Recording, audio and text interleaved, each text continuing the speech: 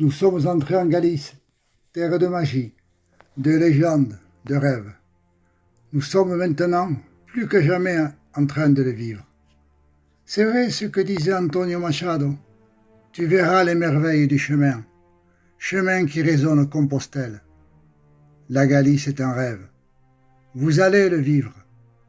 Compostelle, c'est le plus beau des rêves.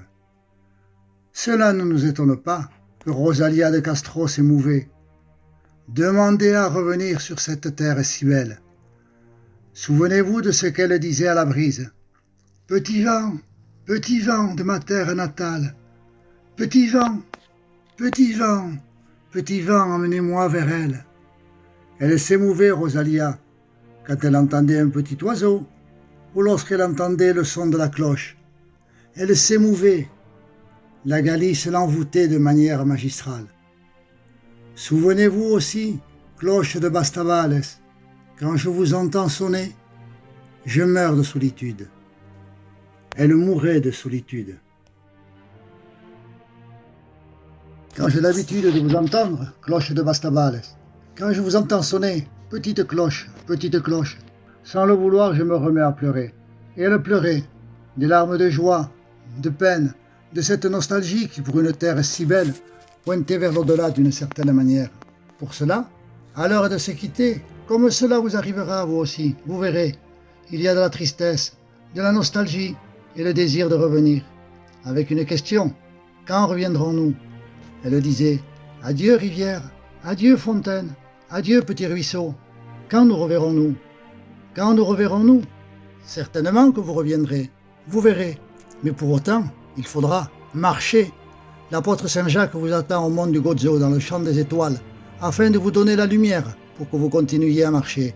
Non seulement sur le chemin de Saint-Jacques, mais aussi sur le chemin de la vie, comme l'apôtre l'a parcouru, avec cette foi profonde, comme cette espérance et cet amour d'apôtre comme lui, il le vivait. Courage, pèlerin, on avance vers Saint-Jacques. En avant!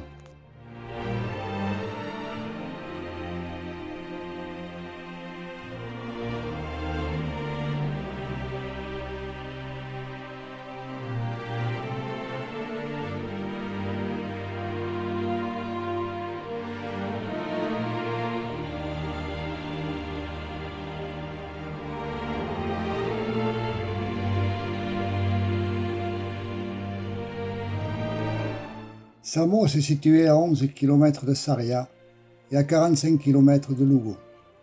C'est le passage obligé pour tous les pèlerins qui marchent vers Saint-Jacques de Compostelle, et beaucoup dorment à l'hébergement offert par les moines bénédictins de l'abbaye royale de Saint-Julien de Samos.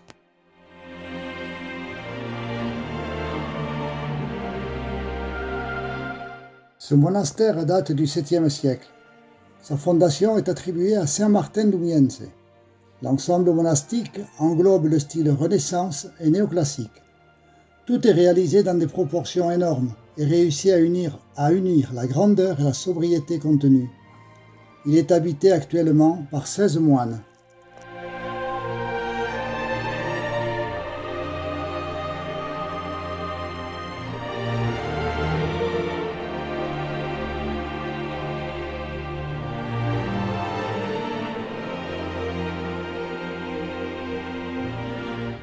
La façade de l'église est une œuvre baroque du XVIIIe siècle.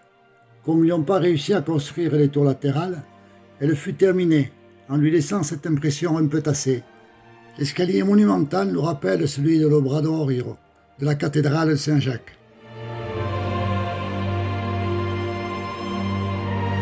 Ce cloître, qui est appelé Grand Cloître ou Cloître de Feiro, passe pour être le plus grand d'Espagne. Il fait plus de 60 mètres de long et a été construit au XVIIe siècle de style hérérien. Il dispose de 2 étages. L'étage inférieur s'ouvre avec des arcs en point médian, appuyés sur des pilastres de style dorique. Le second étage dispose de fenêtres rectangulaires, tandis que le dernier nous offre une grande beauté architectonique. Au centre du cloître se dresse la statue du père Feijó, œuvre de Francisco Sorel.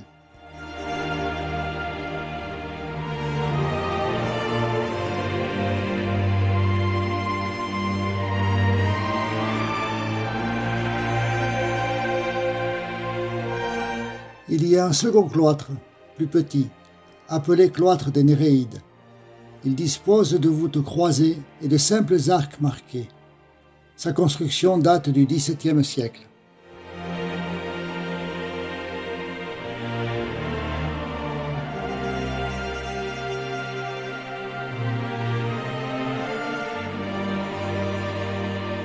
Le centre du patio est orné de la très belle fontaine baroque des Néréides du XVIIe siècle.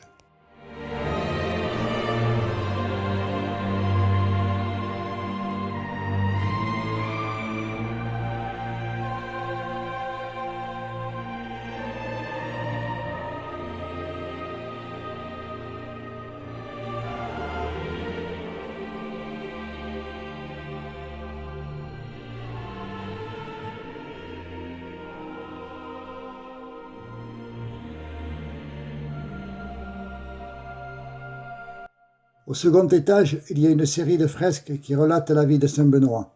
Ce sont des œuvres du XXe siècle de différents auteurs.